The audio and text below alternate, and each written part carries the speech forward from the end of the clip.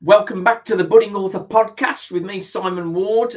Today, we're going to be talking to the best-selling author of the award-winning YA series, The Rise and Fall of Dani Truehart. So that would be, let me see whether I get this right, Michele Kwasneiwski. Yeah, you did it. I got it right, that's it. First of all, welcome to the show. Thank you very much for having me on, Simon. Nice to meet you. Right then, we'll get straight into it, shall we? You're obviously having a good run, but what inspired you to start writing, and when did it all start for you? Well, I actually started my first book back in 2011, believe it or not. And I had worked in entertainment, in television and film behind the scenes for years, about 15 years. I'm a member of the Producers Guild still, even now. But I had our son and I was not working anymore. And I was looking for something, oddly enough, to fill my hours, because having a baby in the beginning is, quite overwhelming. It's a lot to get used to, but I was used to working really long hours. So I was looking for something to do kind of when he was napping or in my downtime. I couldn't just sit and stare at him all day. So a friend suggested why don't I write something? Because I would write little bits and pieces but never really did anything with it. So I thought I wanted to write something, but then I thought, I don't have a lot of time to do a ton of research. So what do I know? And I thought about maybe writing about the darker side of fame. And a lot of times people don't see how that can affect really kids, because you see parents pushing their kids along and really seeing all of the perks, the fame, the luxury travel, hotels, everything. And they don't really see how it affects their development. So I kind of wanted to shine a spotlight on that whole thing. So that's how the series got started. Excellent. That makes me think of a song by, I don't know if you know the song by Just Jack. Why do you want to go and put stars in their eyes? Oh, no, I should listen to that. Yeah, it's a good tune, actually. I think it's probably a 90s tune, I would guess. Something like that. But I like it. I'm liking the angle there. That's good.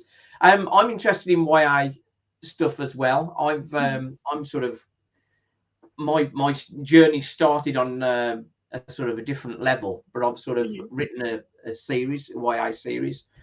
What do you think? Let me think.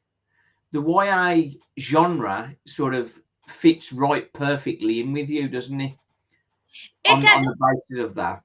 Well, and it's kind of twofold. One, no matter what age you are, at some point in your life, you've probably wanted to either be famous or really be, because most of us sing in the shower, sing in the car. There's something about music that really just it kind of gets in your soul and gets in your blood pumping. You could be having a bad day.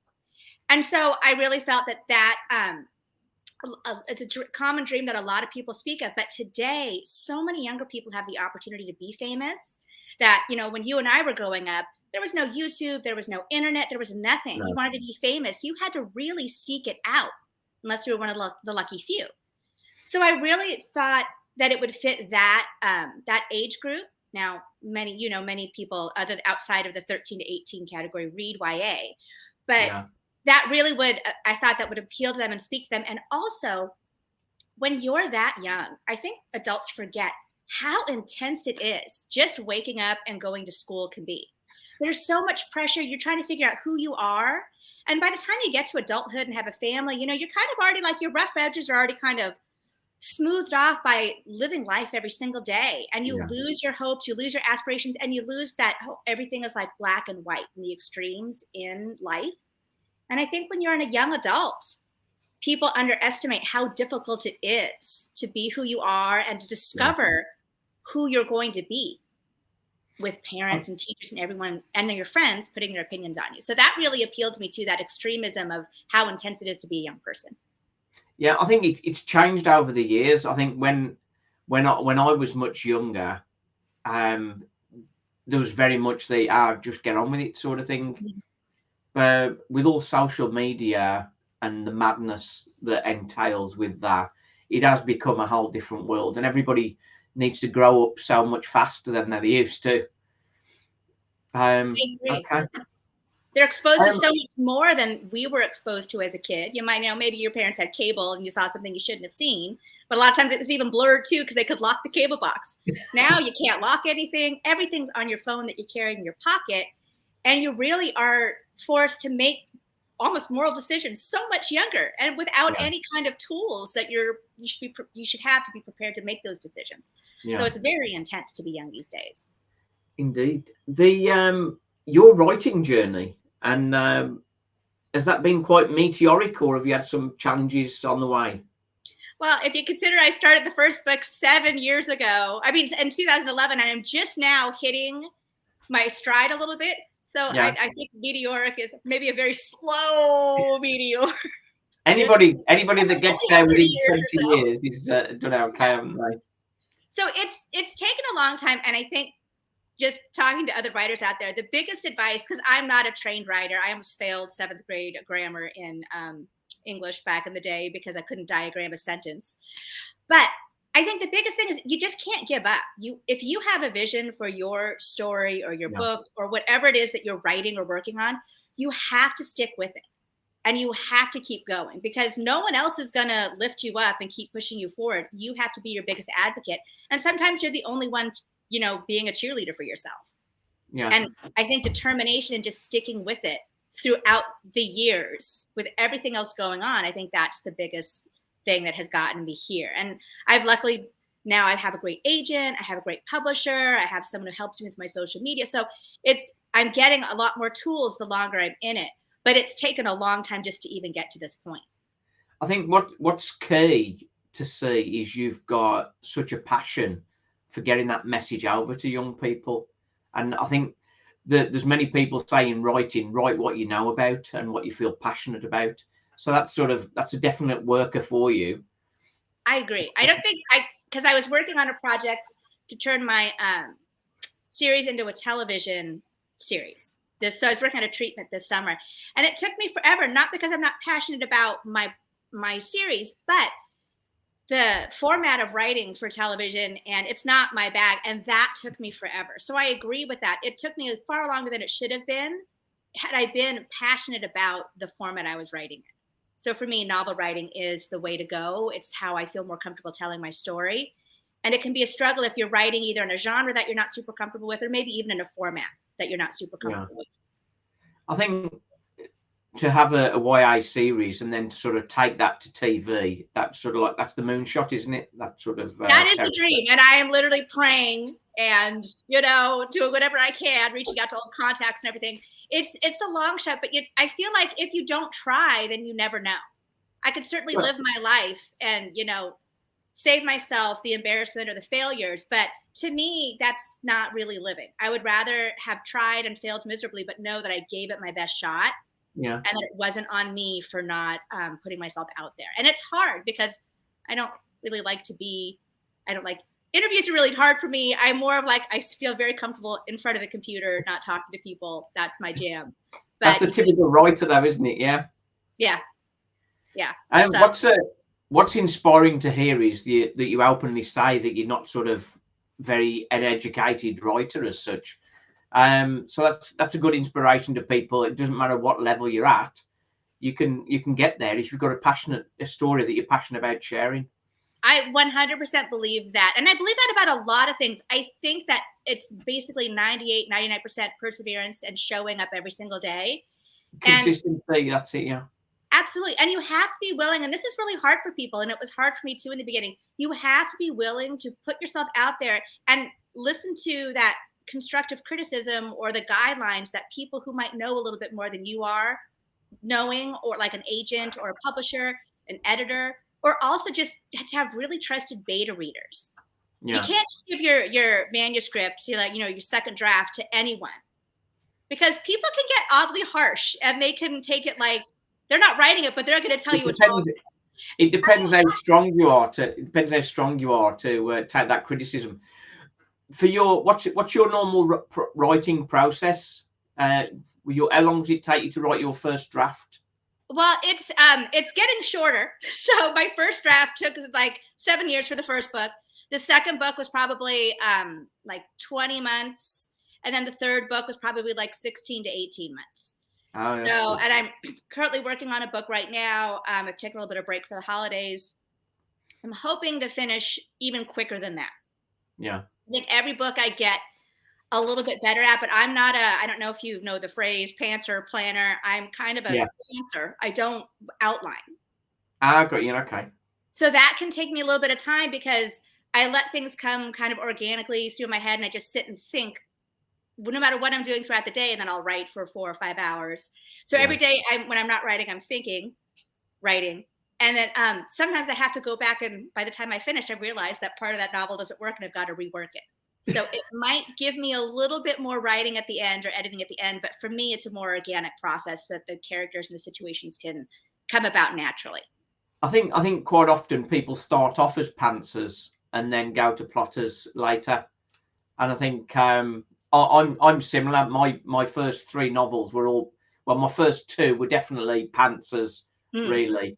And then the third one needed to tie in, so I had to do more plotting and planning with that.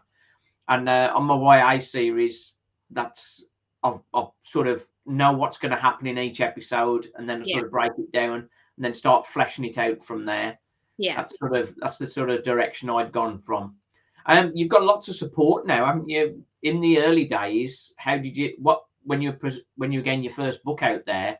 How did you cope with editing?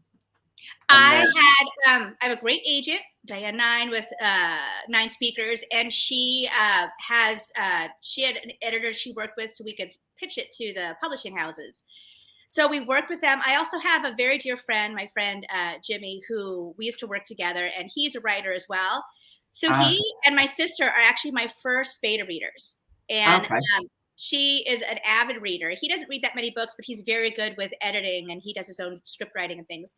So between the 2 of them, I get the literary, like what I need to be doing as far as story and characters, as well as just the bare bones basics grammar, like you can't write a sentence like this doesn't work.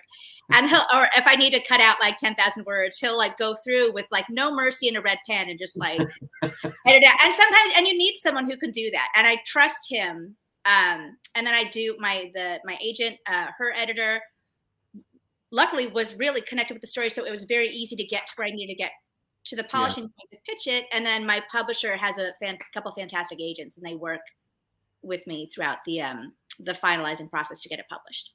So the agent, so you got yourself an agent very quickly then? Oh, well, it was, I read somewhere when I was starting to query, and that is like, that's not for sissies. You've really got to like put on your thick skin and your adult pants and just really get there, because it's, you're basically sending these people your soul, because it's something that you've just created out of nothing from your heart. And these people receive hundreds of other people's souls every single day in their email box or in their mailbox. And it's, they don't care. They don't know you. They're just getting through this amazing, intensely big pile of slush. Yeah. I was able to connect with my agent actually through a contact from someone who used to work with on Big Brother, who I realized he was a contestant. He had written books. So I reached out to him to ask if he had any advice. And he's like, oh, let me see. And he ended up introducing me to his agent, and that's how it worked. But I had queried over 130 agents and gotten some maybes, a lot of no's. And I had one agent who was just lovely. She kept rejecting me, but she kept telling me how to improve it. Yeah, and I swear to goodness, she was the one that ended up getting me my story ready so that my agent would accept it, because she basically gave me a roadmap on how to fix my series. Yeah. Which was incredible. Yeah, that's I think you've been quite good to have some contacts there that have sort of helped get you on the way. It in the end, it did help me, but I will say it's like finding someone to marry or a life partner. You just need one person to get your story and to get what you're trying to do.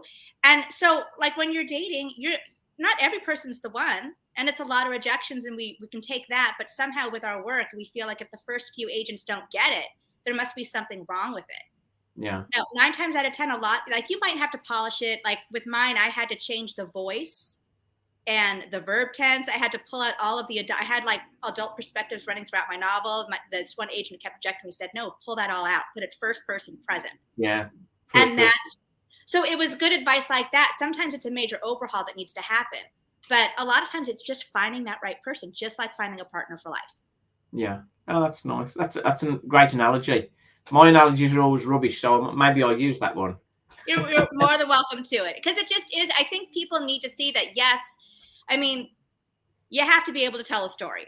And, being able to write in a clear way, in a way that captivates people. But a lot of it, I do think a lot of it is just perseverance and sticking with it. Because a lot of people get bored and they see, oh, I haven't done anything. It's 6 months later. I'm just going to, bin it. I'm going to move on. And you can't move on from your dreams. You have to keep going. It sounds like whatever happens to you, you just keep going anyway. I pretty much, yeah. I very rarely give up. I usually, I'm not blindly like faithful. Sometimes, things like maybe this isn't the right path for me, but usually if it's something that I'm this passionate about, there's a reason why, and I don't tend to give up that easily on the things that I'm really passionate about. What things what have you found the hardest? Marketing. Because, you're a no-name person, and my agent, my publisher do a great job, but I'm one of many clients, and I'm my only client. So it's just trying to figure out new ways to get my book that came out in, 2020, how to get that out there and keep going. Yeah. And that book just won an award. It was just in Times Square, but it was like finding the awards to apply to. Like a Rising Star, yeah? Yeah.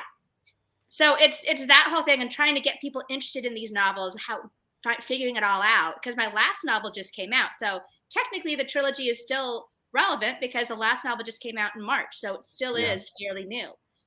And just trying to make sure I can keep the name out there while I work on my next book. Yeah. And so you're looking perhaps to try and get one book a year out, are you? Is that that's my goal, but I'm a little bit off pace because the television treatment I lost about 6 months of novel writing on that treatment, which again, hopefully that'll pay off, but you never know. So now I'm 18 chapters into my current novel, and it's a different genre too. So that's also something new because I decided to swerve and work on something I'd been working on for a while and finish that and get that out there. So we'll see if I can. Are you using a pen name for that, or are you going to stick with Michele Kwas? Right now, I think I'm going to stick with Michele Kwasneiwski, but we'll see what my agent and publisher want to do too. So it's a matter. Sometimes it's best to sort of split, isn't it? Yeah, sometimes it is best to change. A project I'm working on is it's quite deep in some respects. It's sort of on several different levels. It's essentially a YA novel, but it refers to a children's book. But the children's book hasn't been written yet, so I've got to write the children's book to make sense for the story. Yeah.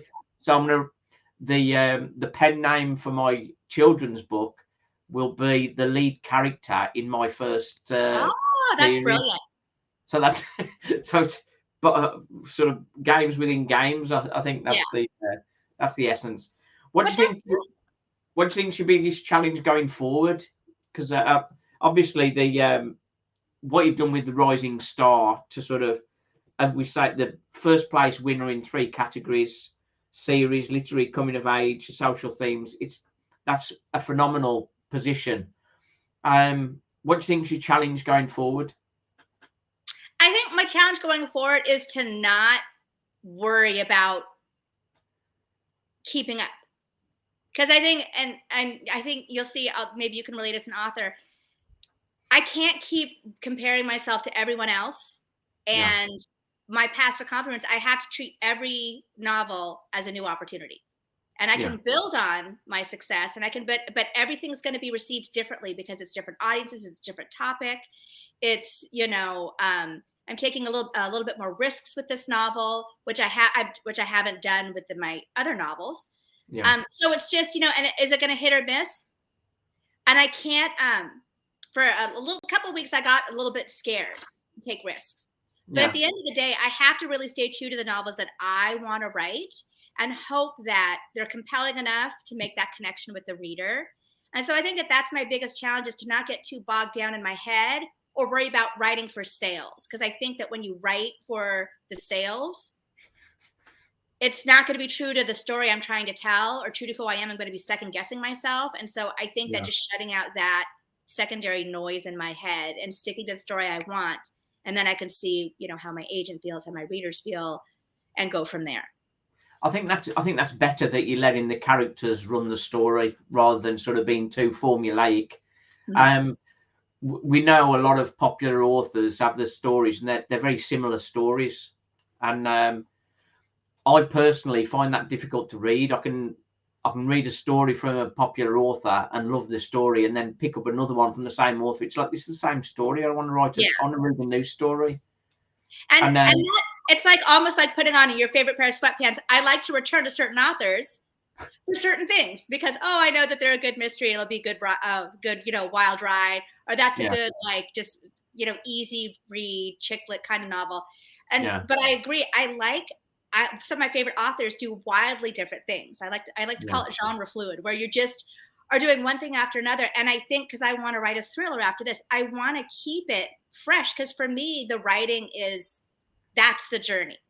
The other stuff, who doesn't love to get awards? Who doesn't love to have big sales or anything else too? 5-star reviews. That's all amazing. But I really like the storytelling.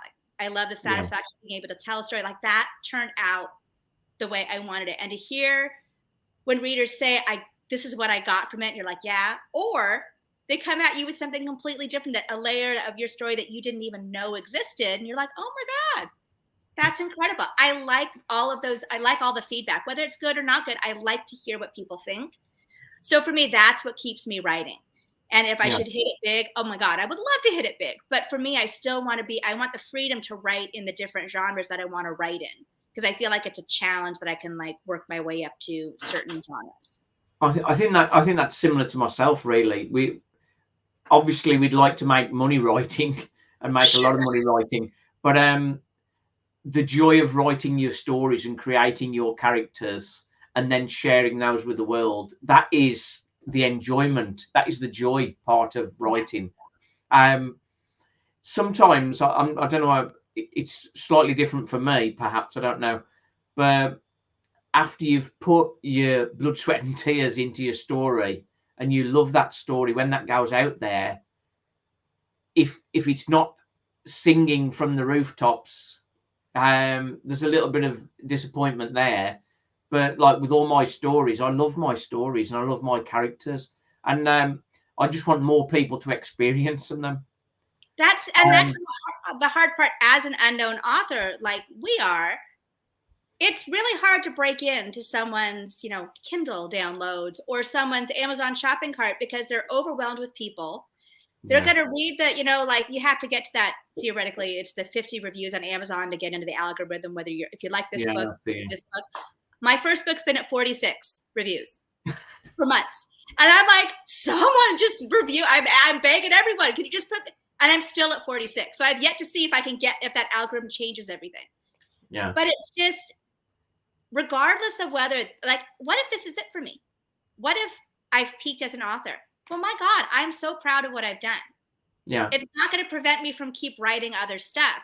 I always aspire to be bigger, but I think I'm still going to keep going. And that's where I have to stop comparing myself to other authors or have you. Because if I was with one of the big 5 publishers, it would be different. But my God, I found a publisher who believes in me and who fights for me and advocates. So I'm so lucky. Same with my agent. So I really can't complain about not having like J.K. Rowling numbers or Stephen King numbers because I'm, Michele Kwasneiwski. So I feel like I'm doing pretty well for an unknown mom from San Clemente, California.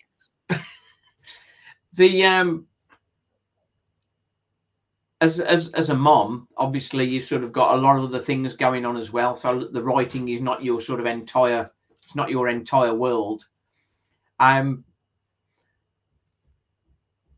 you need to have for yourself, you need to be happy that you're telling the story. I think as far as achievements are concerned, so many people write but never ever finish a book. So the fact that you've finished a book, got it published, and you have an agent, that sort of puts you way past so many people. And from my perspective, I don't have an agent yet. I've just started putting out for agents for the Billy Sparks series, the YA series, and ideally get sort of broadcasters interested in that as well, broadcasting agents. That's sort of that's the moonshot sort of thing. Well, keep up with it because it definitely can. It can work. The fact that I've completed the book and got it out there, and but then you go back to your book and you go back to your book in a couple of years and you think, oh no, this is terrible, And then, so I've re-edited the whole of my books. See that, and that's the danger of it's almost like a quicksand kind of thing, where I like when I write, if I'm working on a draft, I'm only allowed to read the chapter before. And I'm allowed to read it. I give myself like 20 minutes to read it. I'm not allowed, because I can get sucked in for hours, spinning and editing and polishing. And the bottom line is that you can choose to do that, or you can choose to move forward. Now you are trying to sell the series, so maybe you're updating it or whatever. And the project I'm working on currently, I'm updating. It's a project I've actually completed as a script. I'm turning it into a novel. So I'm updating it I'm changing some characters, making them more inclusive and everything else too. So, and that's like, I feel like that's a good like editing and but you can get really sucked in on the polishing, and then you're never like producing something else. Well, I did that. My first Finding Love in 2045. I went through a writing group, and the writing group edited it. And just as I was finishing the book, the writing group stopped. So I thought, that's no good. I want a writing group. I want that peer feedback. So I started a new writing group, the Shark Tank, and then the new members reviewed the whole of the book again. So it took me 4 years to do my first novel. Yeah. And then I think the second one was about 18 months and the third one about 12 months. Yeah. But then I've been on a different sort of project plane with the YA series. So that's that's been sort of a good 12 months now. But rather than just putting that out for publishing, I think it's time to sort of get an agent. And I think to try and get more traction, I think ultimately you need to go down that route to get traction. Is that correct? I feel that, I mean, everyone has different opinions on agent, no agent. I can still consider myself an indie author because I'm with a smaller publisher and a small agency. Rand Smith books, isn't it? Yeah. Yeah, but there are some people like, no, you've got an agent publisher, you're not independent, you're part of the mainstream. So I don't really feel that whether you have an agent or no agent, I feel that all authors are legitimate because you're legitimate. You've written a book, you've gotten it published, and I feel like it's legitimate. But for me, having an agent means I have an advocate and a partner.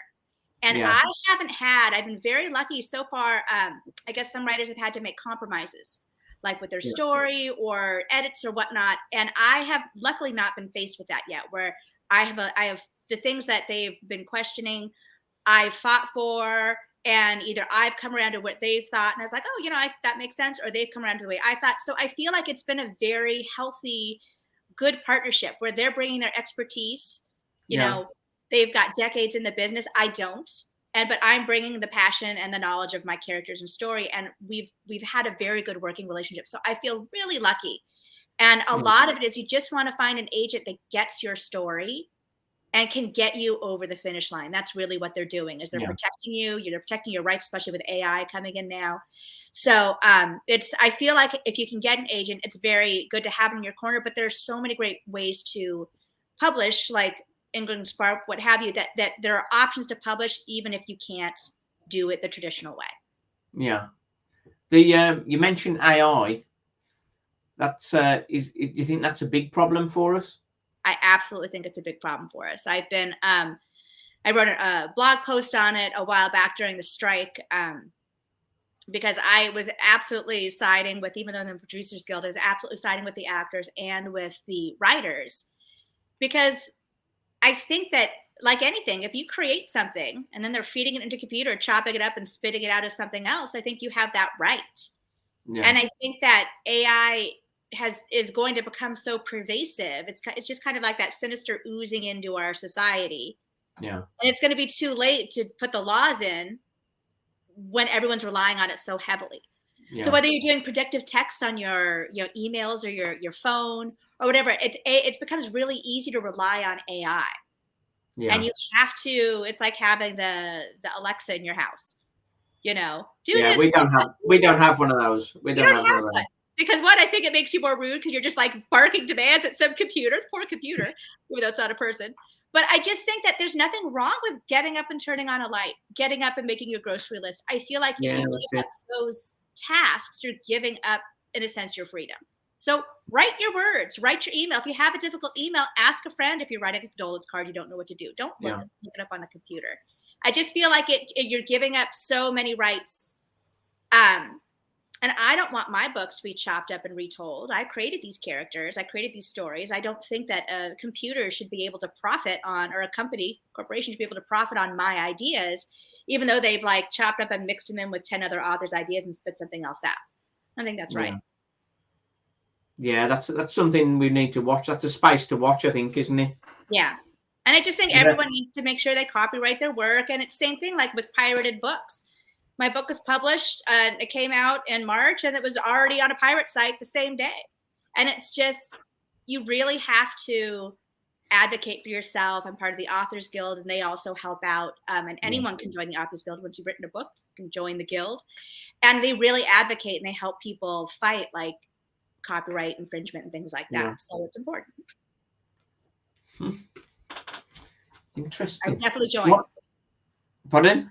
I would definitely join the Authors Guild because I'll just have a look at that. I don't think I've joined I haven't joined the Authors Guild yet. Maybe that's great tips about querying, about publishing. There are all kinds of stuff you can find up there. I get an email every day about the different active threads, and it's a good resource for someone, especially if you're looking how to get an agent or you don't have an agent and you have questions about your publisher. It's a good resource. Yeah. Okay, it's good. Do you use any editing software, or is that just go to your agent now? I am like old school Word on my software. I write on Word and I just send it to my agent, and then my publisher does all the formatting and everything. So very old fashioned on my little Mac. Sounds like such an easy life you have, Michele. Well, except for the writing part. The creative. The thing is, I'm not so sure about you. Well, I think creating the story in my head is the easiest bit. The writing it all down is the hard bit. Yes. Because in your head, everything is so fluid and you can just put it together. But when you're having to figure out the words and because that's actually putting it into the physical almost, you're building the words on a page, and you have to be very accurate. And so it's like any daydream to reality. There's always a little bit of a realistic transition that makes it a little bit harder. Excellent. This has been excellent, Michele. We shall keep up with your journey, and we'll keep an eye on your progress. Thank you. And I'll keep an eye on yours as well. I'll be supporting you all the way. Thank you very much. And for people that haven't already, if you want to subscribe to the channel, we've got lots of authors coming on here, just like the lovely Michele. And so hearing how they've developed in their journey, and we're getting writing tips as well. That'll sort of all come as part of the channel. But thank you very much for watching, and thank you very much for coming on, Michele. I hope you've enjoyed the experience. I have. It's been wonderful. Thank you so much, and all the best to you and your querying. Cheers. Thank you. If you send some links, we'll put those in the description, and we'll do that. So check out the description for Michele's work. Thank you.